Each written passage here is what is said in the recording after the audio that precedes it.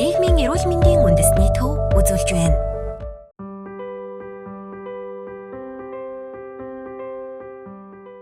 Гэрээр тусгаарлагдан ажиглалтанд байгаа иргэдэд өгөх зөвлөмж.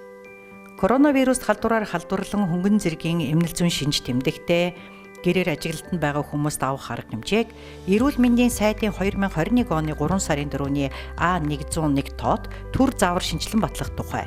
2021 оны 3 сарын 18-ны А140 тоод коронавирус халдварын онцлог эмчилгээний төр заавар тус тушаалуудад үндэслэн коронавирус халдварын хөнгөн тохиолдолд бусдад халдвар тараахгүй байх халдвар хамгааллын дэглэмийг мөрдөнө.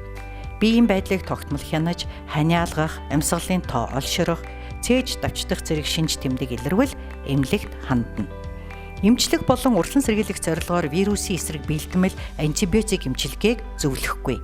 Өвчин эхэлснээс 2-7 хоногийн дотор хурдан даймжирч болзошгүй тул хүчил төрөгчийн дутагдлын шинжийг байнга хянана.